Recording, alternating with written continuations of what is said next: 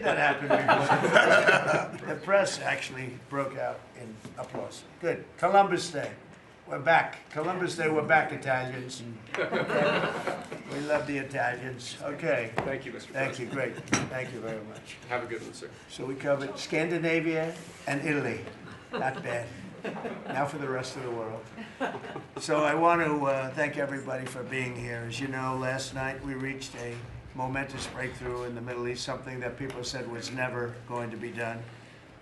We ended the war in Gaza and really, on a much bigger basis, created peace. And I think it's going to be a lasting peace, hopefully an everlasting peace. Peace in the Middle East. We secured the release of all of the remaining hostages, and they should be released on Monday or Tuesday. Getting them is a complicated process. I'd rather not tell you what they have to do to get them. There are places you don't want to be, but we are getting the hostages back on Tuesday, Monday or Tuesday, and that'll be a day of joy. I'm going to try and make a trip over. We're going to try and get over there, and we're working on the timing, the exact timing. We're going to go to Egypt, where we'll have a signing, an additional signing. We've already had a signing representing me, but we're going to have an official signing.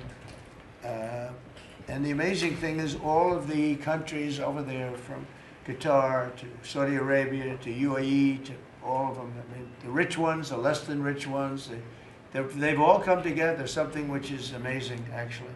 They've all come together for this, and they're really probably the best relationships they've ever had.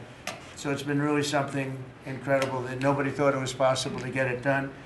And very importantly, the hostages are coming back. As you know, they consider them hostages. They talk about them as hostages, but there are approximately 28 dead people, mostly young, mostly men, but and boys. I mean, boys. The one woman talked about her baby. Her baby's 25 years old, but you know, to her it's her baby, and we're bringing them home. We're getting them to, we're getting everything, and to those parents, the dead young man is just as important, as though this person were alive. It's amazing. I've never seen anything quite like it. I've been very much involved. I've never seen anything quite like it. But it's really peace in the Middle East. And you remember October 7th was terrible, but also from the Hamas standpoint, they probably lost 70,000 people. That's big retribution. That's big retribution. But at some point, that whole thing has to stop, and we're going to see to it. Gaza is going to be slowly redone. You have tremendous wealth in that part of the world by certain countries, and just a small part of that, what they make will do wonders for Gaza.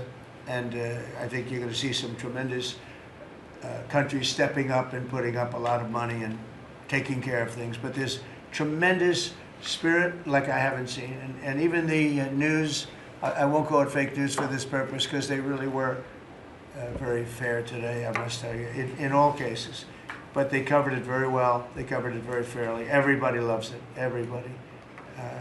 People that were never giving us a fair shake, frankly, they can't even believe it. They're so they're amazed by it. A lot of people are. But it was just everything came together. I think the attack was very important on Iran, because let's say that didn't happen, they'd probably by now have a nuclear weapon. Numerous nuclear weapons, and therefore, even if we signed a deal, there'd be a big dark cloud over it, and it wouldn't be the same thing. So Iran's different, but Iran wants to work on peace now. They've informed us, and they've acknowledged that they are totally in favor of this deal. They think it's a great thing, so we appreciate that, and we'll work with Iran. As you know, we have major sanctions on Iran and lots of other things. We'd like to see them be able to rebuild their country too, but they can't have a nuclear weapon. So I want to express my tremendous gratitude to the leaders of Qatar, Egypt, and Turkey for helping us reach this incredible day and for being there. They were there with us all the way. And of course, as you know, Saudi Arabia and Jordan and so many.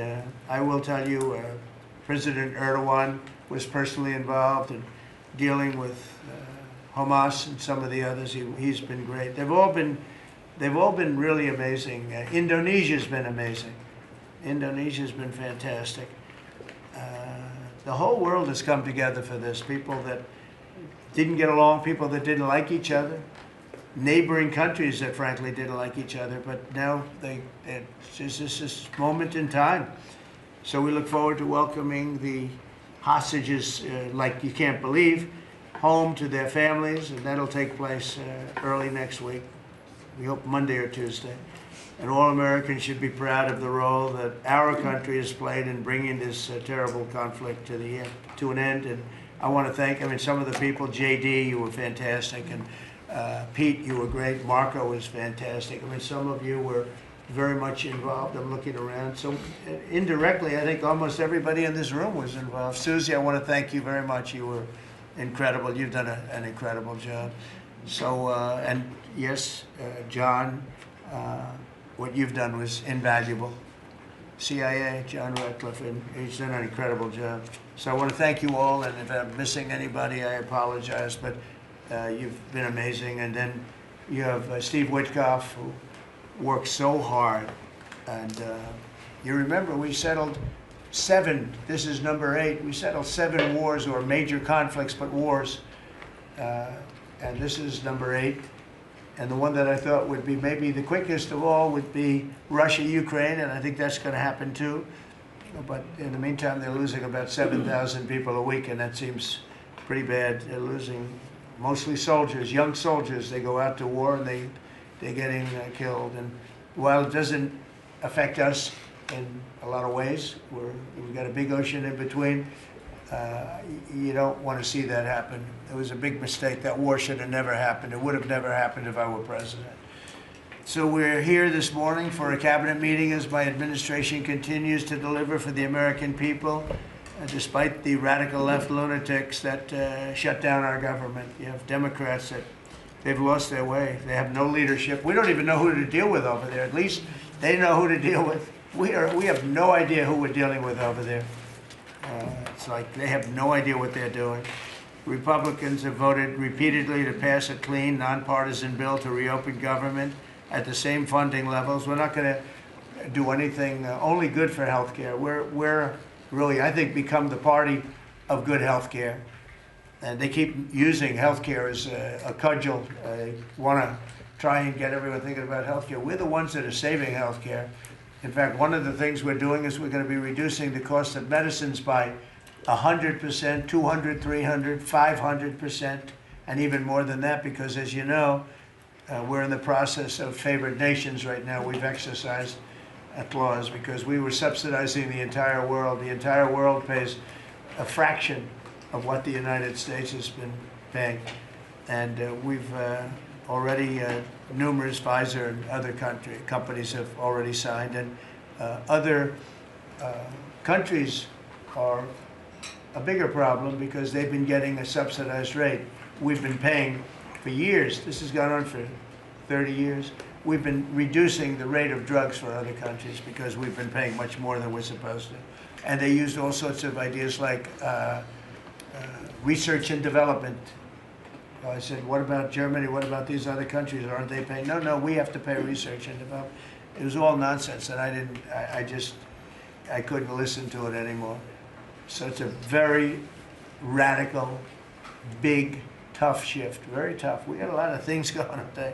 But, you know, and you probably heard me say this in my first term, I think it was my 3rd year, we reduced drugs from the beginning of the year to the end of the year. And I was so proud of it. I actually had a news conference to announce it, and it was 1/8 of 1%. Think of that, which is barely a reduction. But it's the first time in 28 years that there was a reduction in drug prices for the year. So from the beginning to the end, it was 1/8 of 1%. And I was so proud of myself. I did something that nobody else could do. But when I started to think about it, I said, doesn't make sense. And then I'm starting to look at numbers where a pill or a treatment or some pharmaceutical product is selling in Europe for 10% of what we pay for in New York City or in any one of our places, and cities, states. And then I see people leaving for other countries to go buy their pharmaceuticals, where they make journeys to various other countries, including Europe, where they got the best bargains of all. And I put an end to it. It's over. And now we're, in major, I guess, disputes, but we're winning the disputes by a lot. With the countries, a couple of countries said, we won't do this. I said, well, it's unfair that we're paying 10%, and, you're paying just a fraction of what we're paying for the same product made in the same plant. And they said, well, we're not going to do it. I said, that's okay. You don't have to do it. But I'm going to put a tariff of 9% or 7% or whatever the amount of money is. And I'm going to put a tariff on your country for the amount of money that you're taking advantage of us for. No, you can't. I said, yeah, I can do that. I'm going to do that. And they would immediately agree. And it'd make the tariff substantially more than the number we're talking about. And they would immediately agree. So we have the consent, I think, Bobby, of every country, essentially.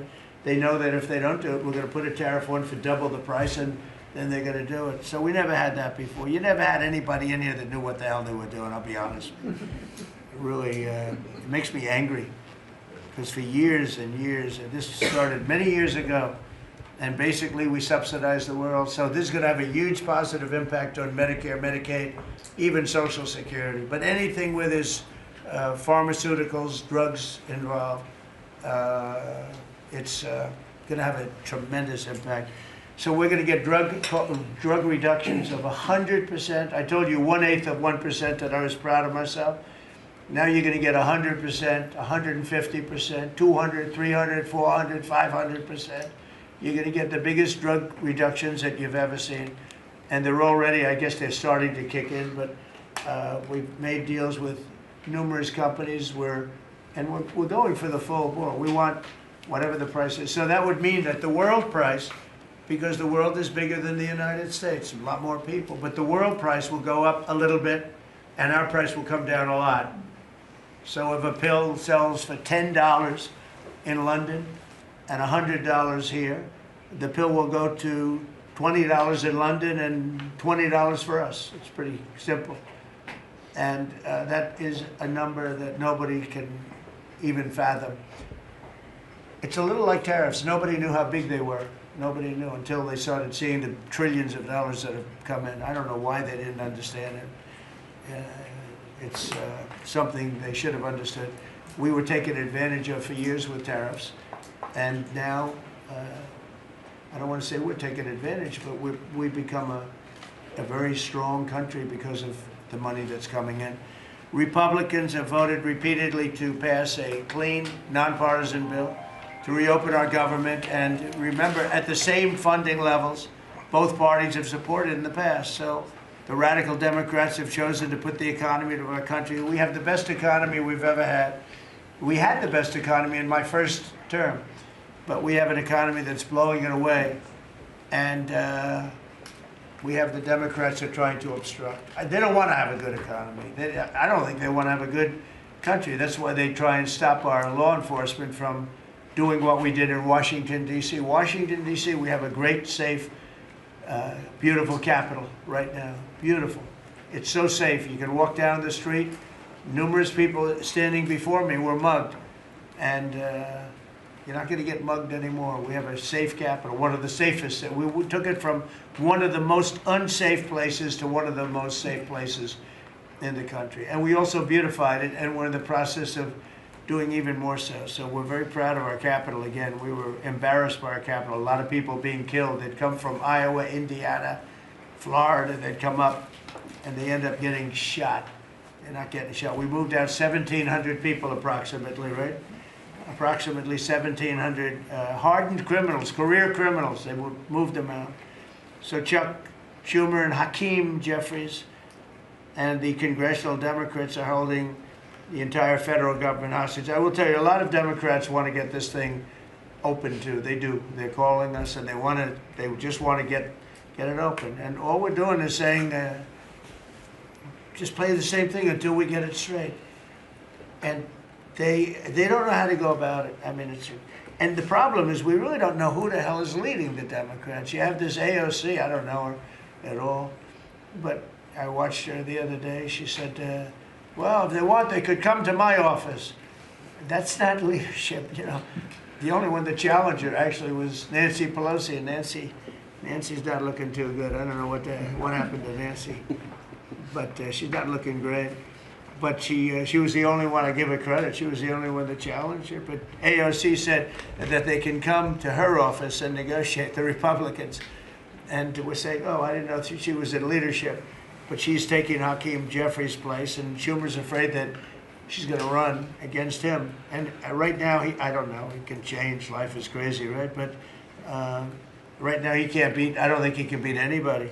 So he'll lose in a primary. I would say he'll retire before he loses in a primary. So I think Schumer's going to retire because he can't beat anybody. His polls are so bad.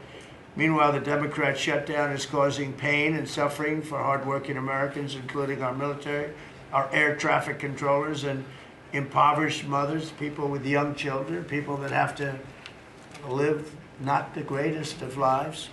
But we're doing so many tax cuts. We've cut their taxes. The great big beautiful bill, we've cut their taxes at levels that nobody's ever seen. I mean, no tax on tips, no tax on Social Security, no tax on overtime. It's been a great thing for a lot of people. They're doing great. Despite all of the damage that it's caused, the shutdown has been, you know, pretty damaging. I mean, it's not yet because it's early, but it gets a little bit worse as it goes along. And we'll be making cuts that will be permanent. And we're only going to cut Democrat programs. I hate to tell you. I guess that makes sense. But we're only cutting Democrat programs. But we're going to start that, and we have Russell, we can talk to you about it if he wants to, but we'll be cutting some very popular Democrat programs that aren't popular with Republicans, frankly, because that's the way it works. They wanted to do this, so we'll give them a little taste of their own medicine. But Chuck Schumer proclaimed this morning that every day gets better for them. No, every day it's actually getting worse for them. And they're having a rebellion in the Democrat Party because they want to stop. And if you saw all of Schumer's, I watched last night like 10 different times over the years, he said, you can't shut down government, you can't shut down, and now he's the one that shut it down. So this is a confession that he's acting not to serve the people, but to serve the partisan interests of his party. And I don't think he's serving them well because they're way down. Look, they just lost an election in a landslide. You know, it was interesting. I watched Kamala, who was a sad figure. I watched her the other day saying, the election was very close. I said, no, the election was a landslide. We won the popular vote by millions. We won the Electoral College by, I think, 312 or 315 to 220 something. But there's another one that we won that's probably, that's why when you see the maps are completely red. It's counties. The counties, we won at 2,505 to 525. So 2,500 to 525.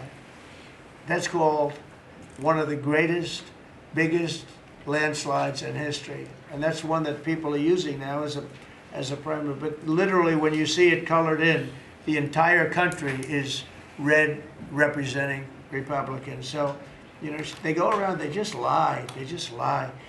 And everything's a big lie with them. Well, the other side, and the other thing I don't understand is, Christie, I looked at crime numbers in Chicago. They're through the roof. And I have a governor who stands up every day and tells us how wonderful Chicago is. It's just a lie. It's like a con job. It's like Gavin Newsom. He says how well he's doing in California, and they're doing terribly. Population's getting smaller. People are leaving. And other people are coming in, and, you know, I wouldn't say it's an even trade.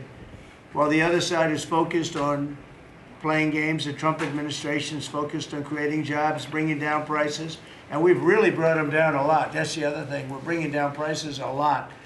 We're bringing down grocery prices, but the big thing is energy. When you bring down energy, everything comes down, and the energy prices are way down. I see we're down to about $61 now a barrel.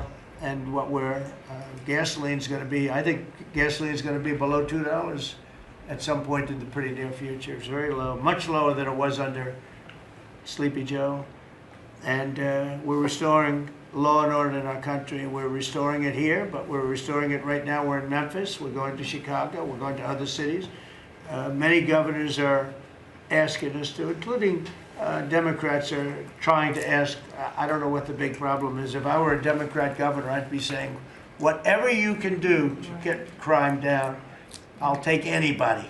You can bring them in I don't care who it is. A lot of people said that. They interviewed women, these beautiful women in Chicago, black women with a MAGA hat, a red hat. They said, we don't care who he brings in here, but this place is really dangerous. We just want crime to stop. It's true. They don't care. You know, they don't differentiate between the National Guard and the Marines. They don't care. They'll take anybody. And that's the way it is. I mean, they want to see, they want what we did in D.C., they want to happen to them. And it's happening in Memphis already. It's still, I see in less than a week, the numbers are really good. And it'll be great, and we'll fix that. We'll go to various other places, and we're going to be stopping crime in our cities. And that's a great thing, and we won't get credit for it, but it's a great thing. We've launched a historic campaign to take back our nation from the gangs and the street criminals, violent repeat offenders, illegal alien lawbreakers, domestic extremists, and savage, bloodthirsty cartels. And very little, by the way, is coming in by water, in case you haven't known. The drugs aren't coming in by water. In fact, we can't even find any boats in the water anymore. We had boats, we were like a subway train loaded up with drugs. Every boat, every single boat that you see getting taken out kills 25,000 Americans. Think of that. Because it's, you know, it's pretty tough stuff. But it kills 25,000 Americans. So when you hear that, it's no longer tough. But here in Washington, we've deployed federal law enforcement and National Guard to restore public safety, and we're working to replicate that in numerous places all over the country. And we have a very powerful military. We have a very powerful National Guard. I want to thank the governor of Texas, who has been, as usual, great. Governor Abbott, he gave us 400 troops without even a question. And we have other governors likewise doing what has to be done, because they know we have to confront crime. We're directly confronting the sinister threat of left-wing domestic terrorism and violence, including the terrorist group Antifa. You saw that yesterday. We had a news conference. Antifa's out of control in Portland and other places, but mostly Portland in the case of Antifa. And we had people that were really badly affected by them. It was terrible. So one of those things, but we're knocking the hell out of them. And we're looking for the people that are funding them, and those people are going to be just as guilty as the people that smack people over the head with a baseball bat. And I'd like now to ask Attorney General Bondi and Secretary Noem to discuss this a little bit and tell where we are. And then we'll go around the room. We'll go quickly. We're going to go quickly if we can, because we have a lot of things to do, including I won't be spending that much time here because I'll be leaving fairly soon for the Middle East.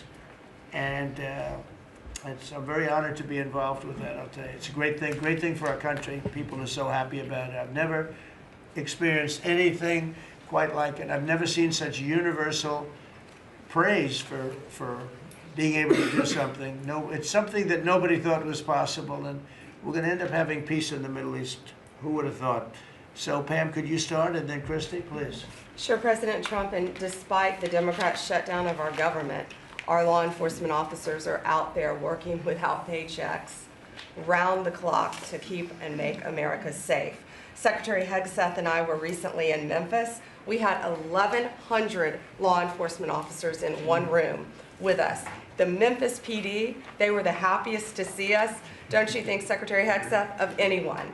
We had ATF, DEA, FBI, U.S. Marshals.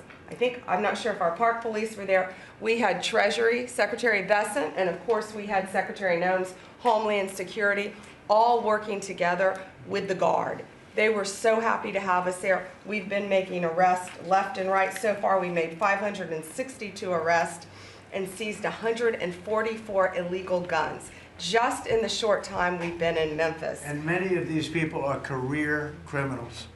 And when you take them out of a place, your crime rate just goes down. These people commit crimes every single day. They're sick. And we're taking them out. In some cases, we're bringing them back to their countries where Biden allowed, with the stupid open borders that we had in our country, to come in. But they're being brought back to other places, or they're being put in jail, but they're career criminals.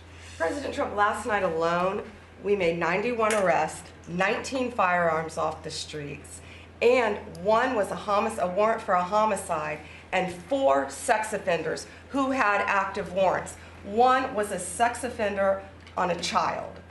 Everything we did in Memphis was worth it, in my opinion, for that one arrest.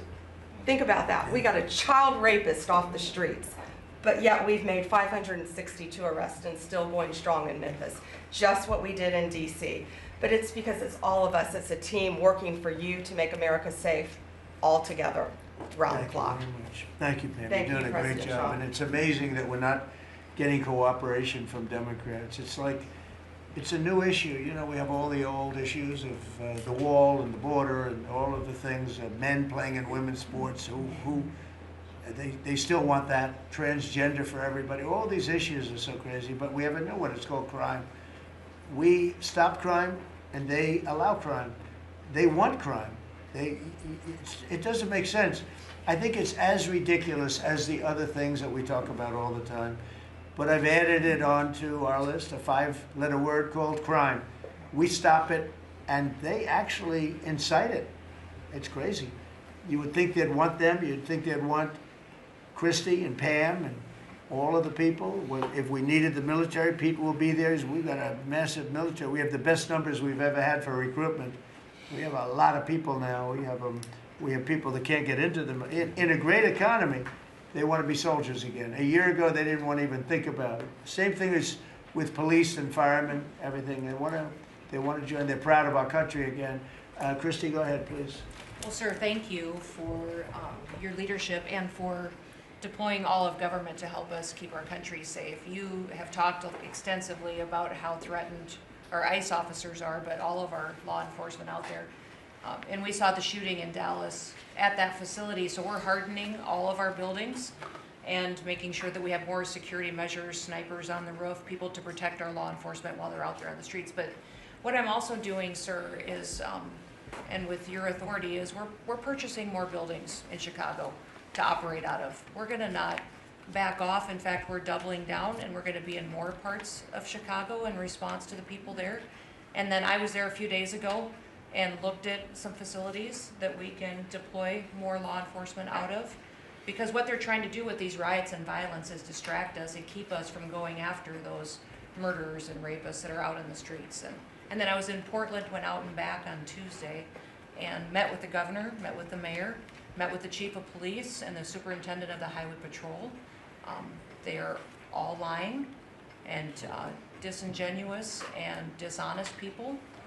Because as soon as you leave the room, then they make the exact opposite response. So we're looking at new facilities to purchase. They're in Portland too, and we're gonna double down. And I told them if they didn't meet our demands for safety and security on the streets and work with us, then we were going to bring in more federal law enforcement. So I wanna thank Pete and the Department of War for all their help. They've been fantastic, but while we fight litigation and work with Pam on that, we're going to send more of our resources and men and women out there to keep everybody safe. So no worries. What we see in DC and what we see in Memphis for benefits for people in the safety and security, we'll see that in Chicago and Portland. And the numbers in Memphis, it's only a week, but the numbers have been amazing, I understand. That's exactly right. The crime numbers are way down. Fantastic. And it shows what a partnership can be between local law enforcement and the federal government. And if we have to do it the hard way in Portland and Chicago, we will. But the people demand And the President safety. Trump, my lawyers are in court right now as we speak for you, arguing in Chicago and Portland to keep them safe, to bring in the guard. The government doesn't want it there, but we do. We're going to keep their citizens safe, thanks to The you. people want it.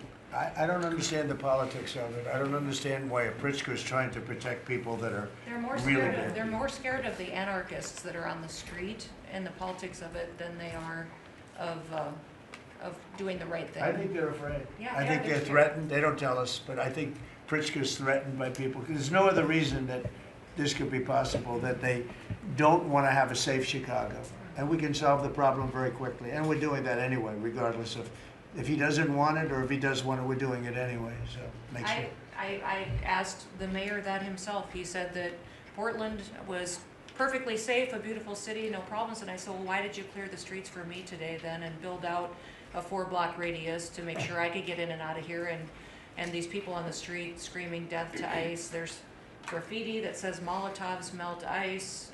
We have the guillotines. We're going to use them. Portland's almost different. It's like anarchists. It is. It really is. You know, it's really different than a lot It's of the awful. others. This is a sick situation, but those are anarchists. Those are people that want to overthrow government. They're really degenerates. And we're finding out who is supplying all of those beautiful signs and everything Well, else. Scott's been fantastic. His team finding the financial networks is great. That's what Okay, gives Scott, everybody. Scott will do that. That's easy for Scott. We got a great team, sir. That's good. How about we go to Marco? You can talk a little bit about what's going on, and Well, go ahead. yeah, Mr. President. I don't know if one day perhaps the entire story will be told about the events of yesterday, but suffice it to say, it's not an exaggeration that none of it would have been possible without the President of the United States being involved.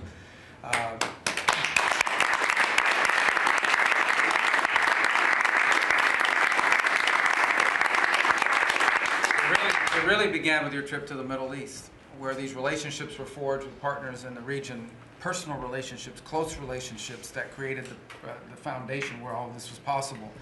Where I think this really took a turn. Remember, a month ago, no one thought this was possible.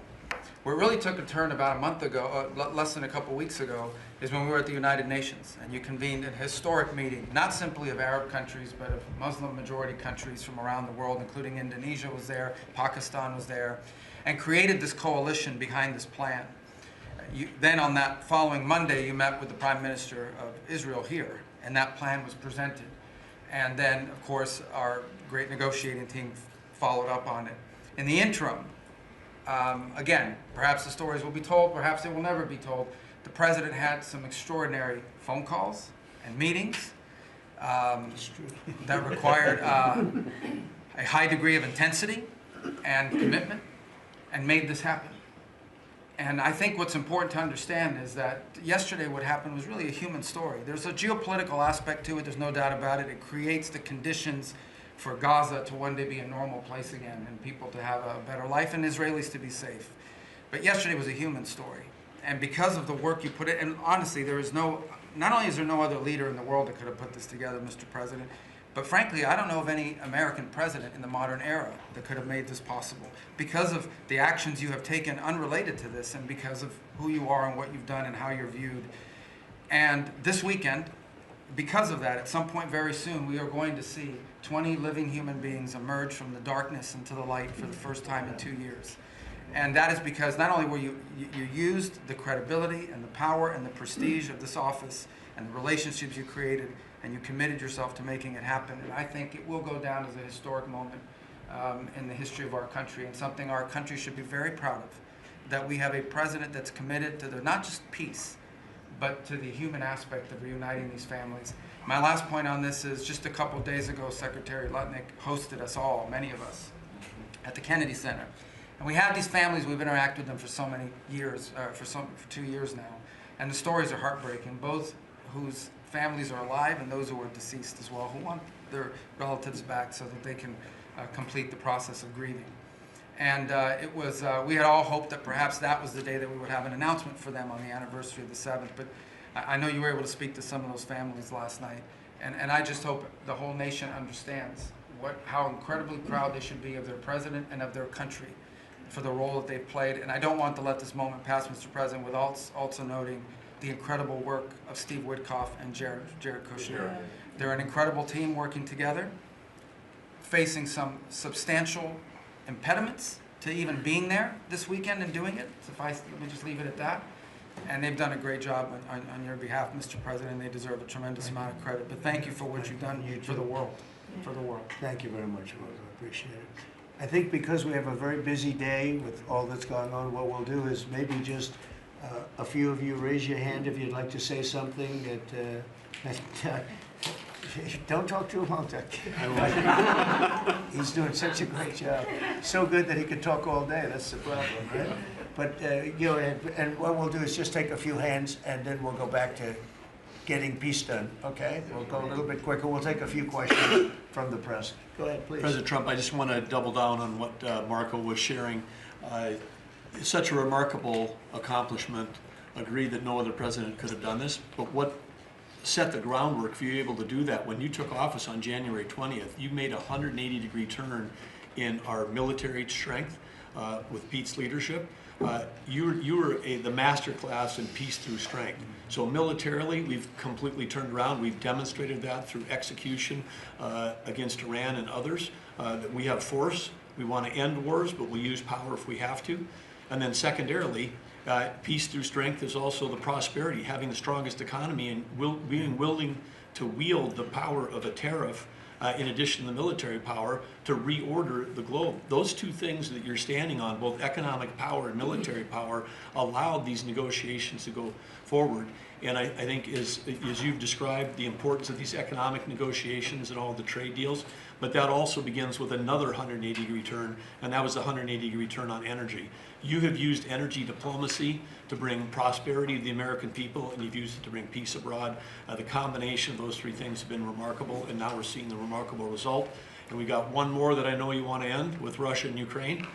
Energy is going to play a key role in that, and now with this historic agreement, we're in a position working with the Middle East to also end the Russian-Ukraine conflict. So again, congratulations. Thank you very much, Jim. I appreciate it. Maybe I'll go to you for a second. You can just cap out what he said about the military, how well we're doing, and how big it is, and how strong it is. Mr. President, you're exactly right. At the War Department, you don't get peace without strength. And our job is to be the strength part of the equation and deliver that when necessary, as you demonstrated with your Order of Midnight Hammer, and the entire world saw. And I just want to echo what Marco said. It is a personal honor to be able to witness the way you lead and negotiate. I wish people had a full understanding of what that looks like, that historic nature. A lot of us vets, you know, the Vice President, Tulsi, Lee, Doug, probably after decades of war and the chaos that was unleashed through reckless and foolish American policies, never thought this kind of peace would be possible. Yet, with your strength, with your ability to wield trade negotiations, personal relationships, to open up that opportunity is truly historic on the world stage.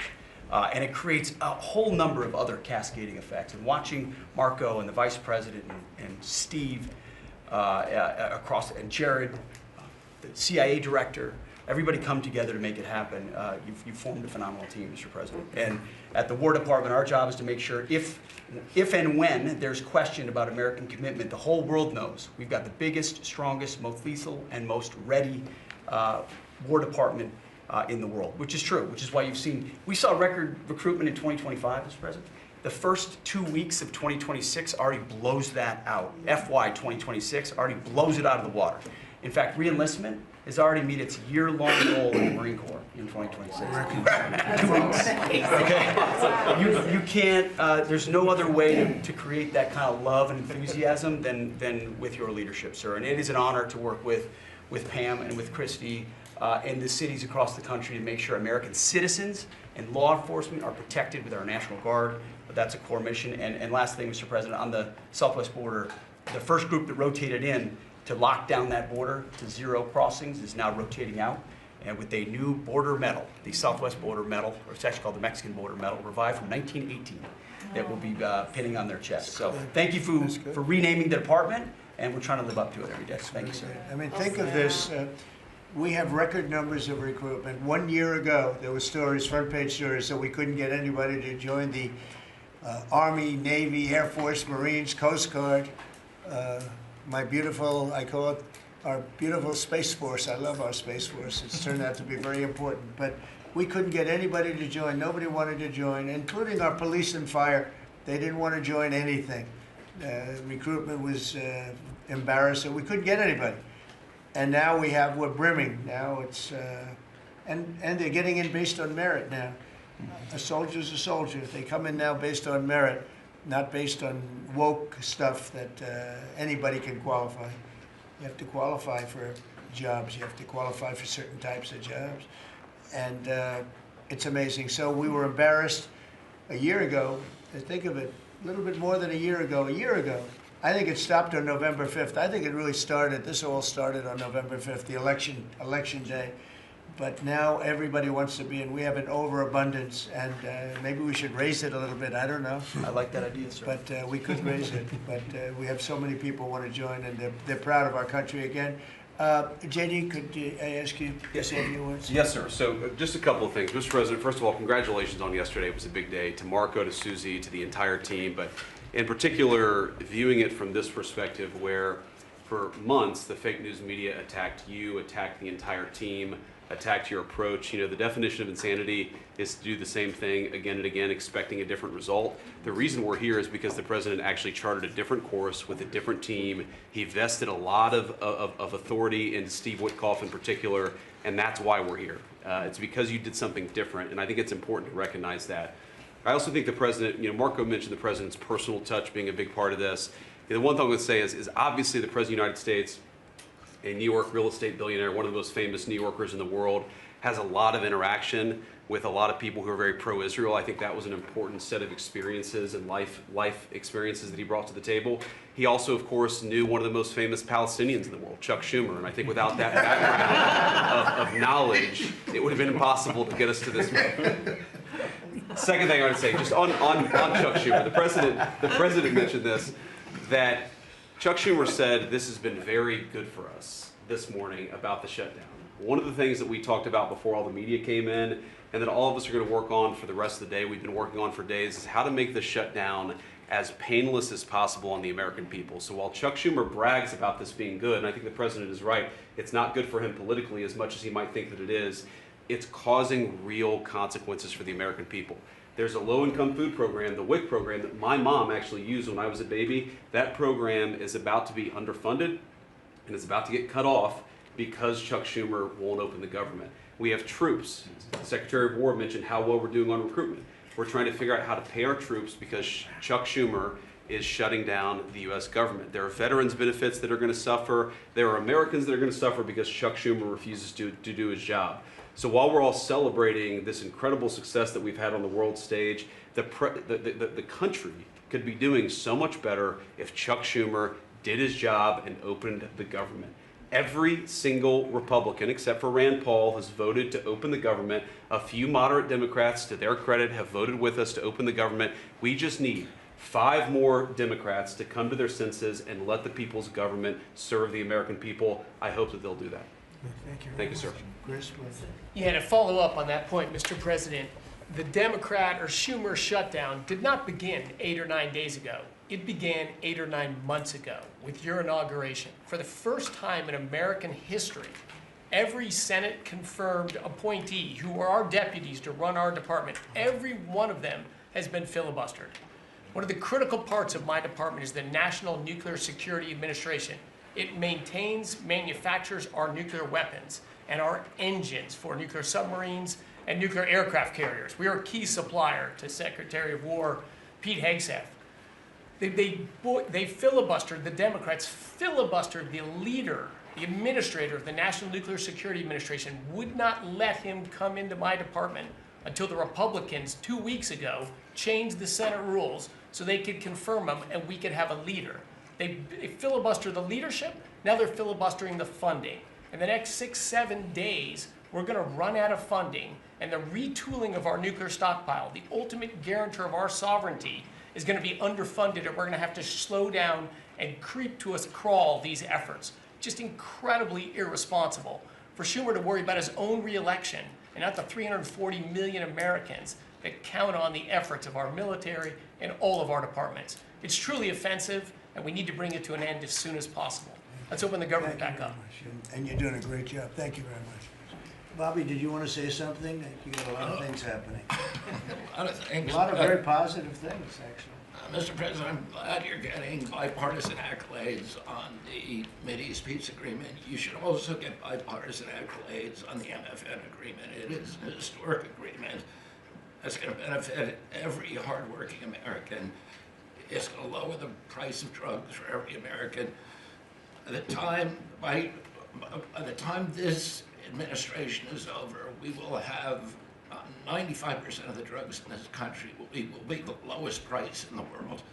It immediately begins to affect Medicaid, Medicare, Social Security, the other government programs. I remember when I went through the confirmation process, and the principal preoccupation of the Democrats during that process was whether I would continue the IRA negotiations on drugs. The Democrats negotiated 10 drugs. I'm supposed to negotiate every year 15. The 10 that they negotiated, they claimed to get a 22% reduction, but it was a lie. It was 22% under the list price, which was actually higher than the price we were getting. So Medicaid, Medicare ended up paying more for those drugs than they were paying beforehand. They only got a benefit on one drug. One was tied. 8 of them were lower. So they should be applauding what we're doing now. We're doing something that every administration, Democrat and Republican, has been saying that it was going to do for decades, and you got it done because you understood the power of the tariffs. That we had leverage over these companies. And you did it in a way which you asked us to do, to negotiate in a way that was not going to stifle innovation, that was going to make sure that those companies could bring their production home, and they are doing that. And it was a profound success. It will affect every American for 100 years. And you should be getting bipartisan accolades on that. I'll say one other thing about Tylenol, only because of this. This morning before I came in here, somebody showed me a TikTok video of a pregnant woman, 8 months pregnant. She is an associate professor at the Columbia Medical School. And she is saying F Trump and gobbling Tylenol with her baby in her placenta.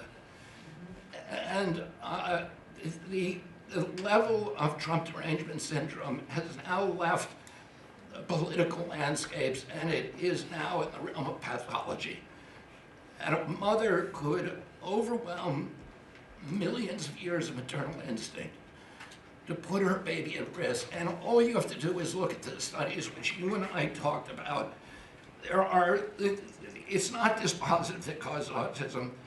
It is so suggestive that anybody who takes this stuff during pregnancy, unless they have to, is irresponsible. There are 15 rodent studies. Every one of them shows if you give it to the mother, the babies, and particularly the male babies, have profound neurological and behavioral changes. There is a study from Johns Hopkins on cord blood where they divided women into 3 categories: those who had the least acetaminophen in their cord blood, and those who had the most. The ones with the most had 3.6 times the rate of autism in their children. The middle category had 2.2 times, so it's a dose-related response.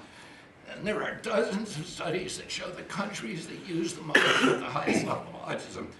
Cuba has the lowest level in the world of acetaminophen use, and it has the lowest autism rate in the world. So this is not dispositive. It is not proof. We're doing the studies to make the proof. But in the meantime, the precautionary principle should apply.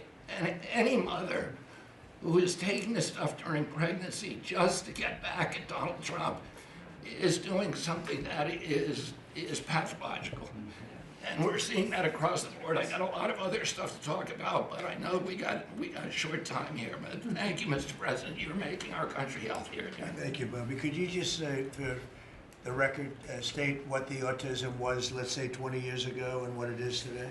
In 1970, the largest epidemiological study in history was performed. 900,000 kids were looked at. They were looking for autism in Wisconsin children. They looked at every child in Wisconsin who was 8 years old.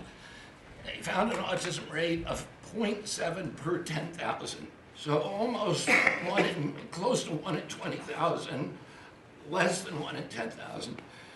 Today, the autism rates are nationally 1 in 31, but it's actually much worse than that because California, which has the best collection system, reports an autism rate of 1 in every 19 children, 1 in every 12.5 boys. This is a national security issue. There is nothing more important, and I'm grateful to you, Mr. President, because you know the flack that you take for talking about this issue. You've shown courage, and you've shown leadership, and I can't thank you enough for letting me do this work. Thank you. So think of that, 1 in 20,000, and now it's 1 in 12 for boys. 1 in 18, 19 for girls. So obviously there's something that's artificially, I think, induced, something, whether it's the vaccines in terms of these massive vaccines that are twice the size of a jar like that, of a glass of water like that, I mean, into a baby's body. And I've suggested get them in doses, get them in, you know, maybe 20%, 30%, but smaller, not such a big. I think, you know, that. And we had certain recommendations, the MMR, take them separately. The measles is already separate now, and it works out much better, but there doesn't seem to be any impact if you take it separately. If you take it as a combination, it's not so great. And some other things, but I would say don't take Tylenol if you're pregnant, and when the baby is born, don't give it Tylenol. If you can avoid it at all, just don't give it Tylenol. I'll say this. Really, also. what do you have to lose? You really don't have much to lose. Yeah, go ahead. There's also there's many other confirmation studies. There's 2 studies that show children who are circumcised early have double the rate of autism. It's highly likely because they're given Tylenol. So, you know, none of this is just positive, but all of it is stuff that we should be paying attention to. But, you know, there's a tremendous amount of proof or evidence, I would say, as a non-doctor, but I've studied this a long time ago. You know, I met Bobby in my office 20 years ago. We were talking about the same thing 20 years ago. And I was a real estate developer. It bothered me that it seemed to be getting worse, but it's so bad now when you hear these numbers. It's not even really sustainable. I don't know how people do it, but there is some very strong evidence on Tylenol. In fact, at one point, I guess the company gave a warning. They still don't recommend it during pregnancy. That's the weird thing. They're not recommending it, and that's the company itself. So just don't take it. Don't take it. If you're a woman, don't take it, and don't give it to the baby when the baby's born, and I think that's going to have an impact. But I'd also get the shots in smaller doses.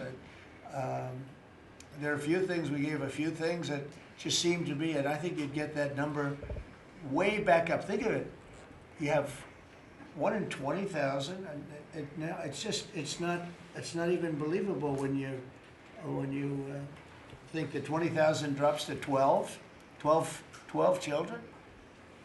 So that's induced by something that's given or taken, and it should be able to be stopped. And you were talking about the Pennsylvania Dutch, you were talking about the Amish, where they don't take any of this stuff, and they have virtually none, right? They have no autism, no autism. So we're doing something very bad. Somebody's been given some bad things. Other countries, by the way, we have, I think, we have 82 vaccines that we give simultaneously. And I'm a vaccine believer, by the way. I believe in the polio vaccine. I believe in a lot of vaccines. But when you give 82 vaccines in a shot to a little baby that hasn't even formed yet, it's a lot of vaccines. And in Japan, they give a much smaller number. In Germany, they give a much smaller, like 28 vaccines. That's a lot too, but 28's a lot different than 82. So, but I would say on the Tylenol, don't take it, and that will be. I think it's going to be a big factor. I think it'll be a very good result, and I hope we're going to be able to see that result in the not too distant future. Because certainly, people have heard us loud and clear. That's why I bring it up again. That's why I asked you to talk about it.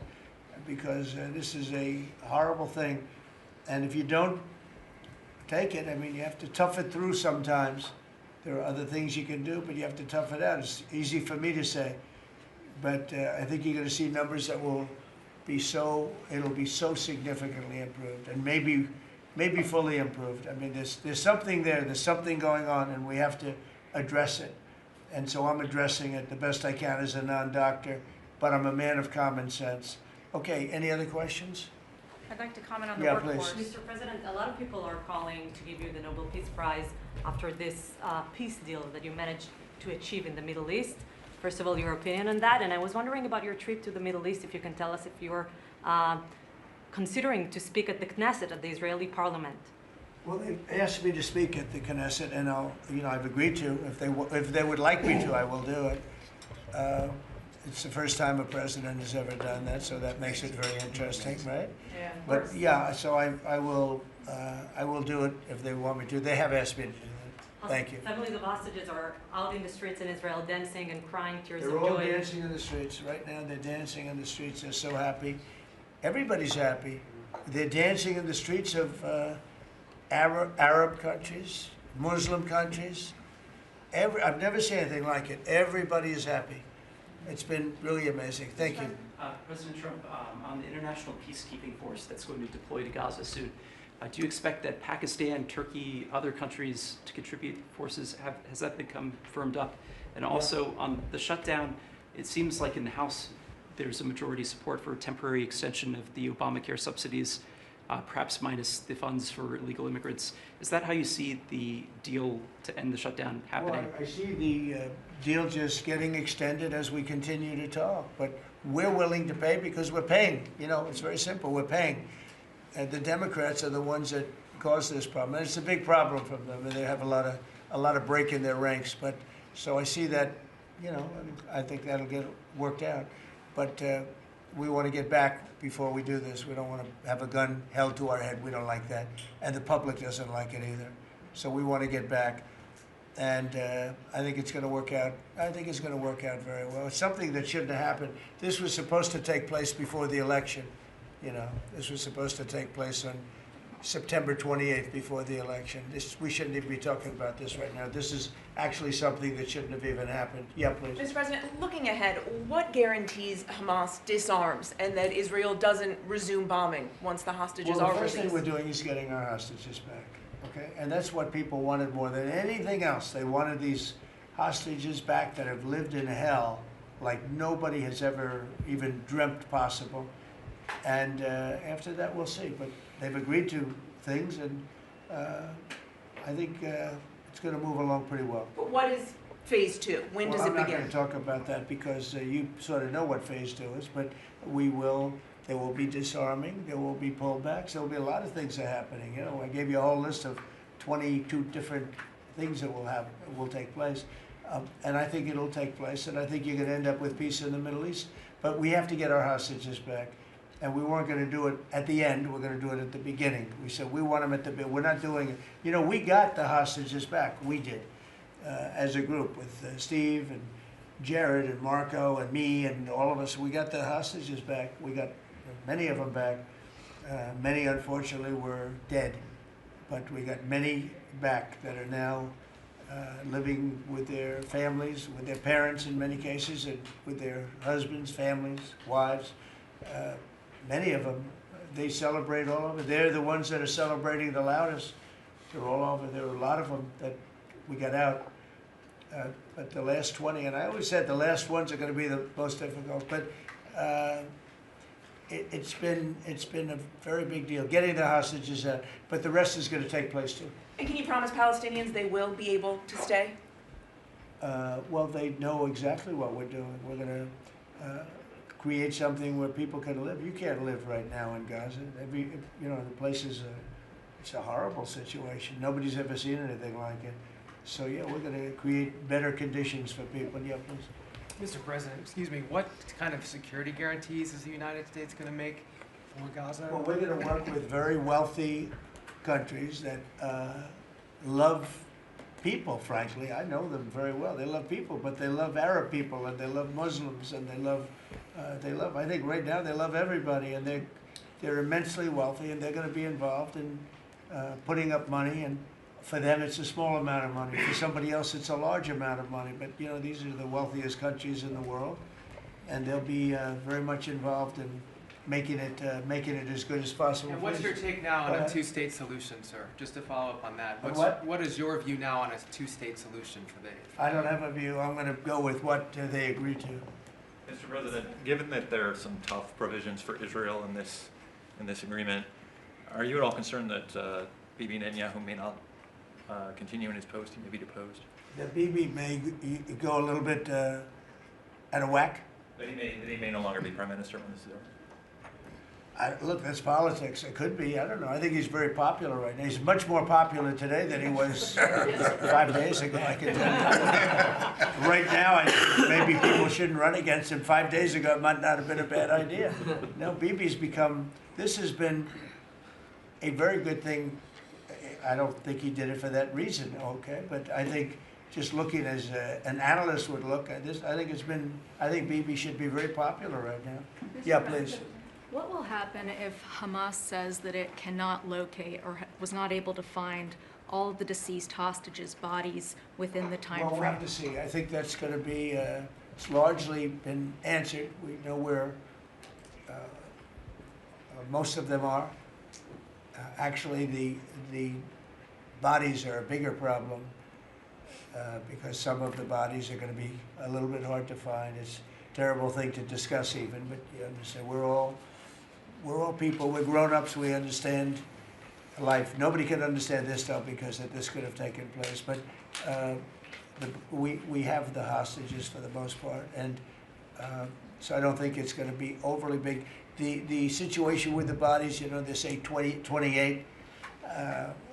Some are going to be a little bit hard to find, but we're going to do the best we can. Yeah, please. If they don't find them within the time frame. Please. Thank you, sir. Regarding Jared Kushner's role in the negotiations, can you explain a little bit about why he came on at the last minute? And then in regards to the WIC program that the Vice President mentioned, do you know when the funding that you promised through the tariff revenue will actually go through to communities? Because there's reports that WIC providers are actually starting to close down today. Well, okay, let me just answer the Jared. So Jared's a very smart guy. He did the Abraham Accords. Some people say the Abraham, which I love the way that sounds, but he did the Abraham Accords. It was a great thing. 4 big countries joined. If I were president, if the election would have been a correct election, which it wasn't, you'd have every country in there. Maybe even Iran would have been in there, frankly.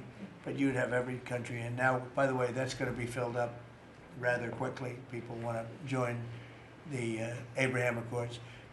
And I put Jared there because he's a very smart person, and he knows the region, knows the people, knows a lot of the players. And the combination of him and Steve Witkoff and Marco and Cooper, who is, as I hear, has been fantastic, and others that were involved. JD was very much involved. I mean, we had a very smart group of people working. We had a lot of different players, different countries, and very diverse countries, very different from each other. They had certain things in common, but they had a lot of things, mostly things that were not at all common to their countries. So we had a very smart group of people. These are high IQ people. Okay, you know, I talk about how many low IQ people we have in our government. We got some real low ones, but some shockingly low. But these are very high IQ people, and that's what we want. I like high IQ people. Yeah. Mr. President, thank you. Can I ask you about the China?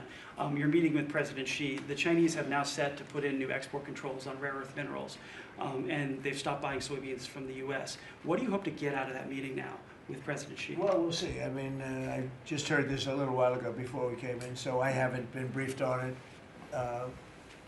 The export, I mean, look, we have the ultimate export.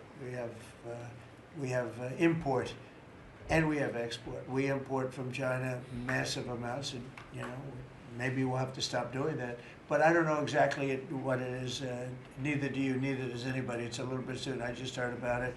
So Scott and Howard will figure that out, and I'm sure we'll be able to handle it. Can I ask you about the soybeans? What is the plan to help farmers? Is it direct checks? Is it tax? Have you sorted that out yet? Well, what happens with soybeans is we're going to see more and more, I think, opening up, and part of the reason that we'll be he's got things that he wants to discuss with me, and I have things that I want to discuss with him, and one of the things is soybeans. I had a great deal with China where they would buy $50 billion worth of our farm product and manufacturing and other things, but farm product.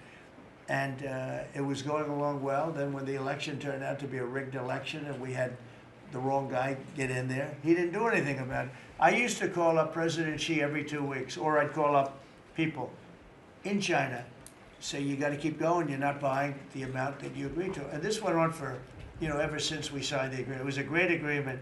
So they used to do 15 billion. And I got it up to 50 billion, 50, and it was great.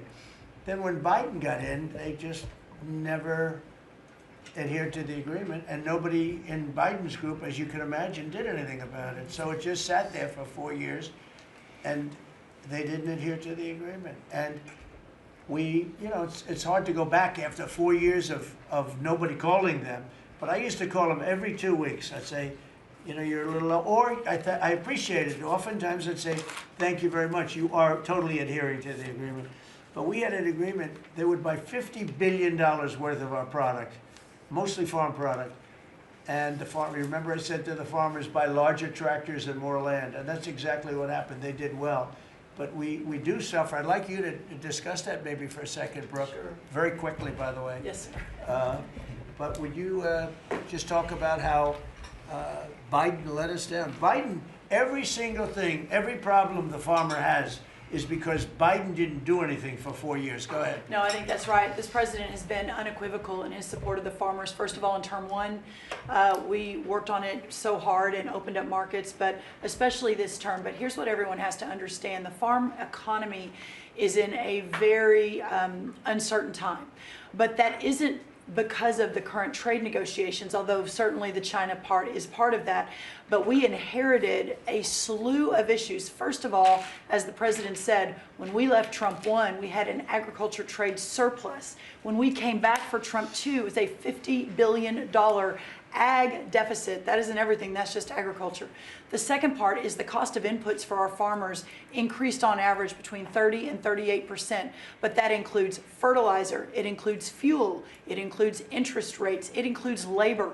All of this came about under Joe Biden, a 47% increase in the cost of labor that now Secretary Chavez-DeRimmer and Noam and I are working on. Fuel is coming down, thank you. Interest rates, thankfully, are coming down. A 73% increase in interest rates for our farmers. They couldn't get loans to make sure that they could move forward. So that's all really, really important. And I think we have to realize what the president's commitment is this, that we are moving into an era of rural prosperity, of a golden age for our farmers in rural America.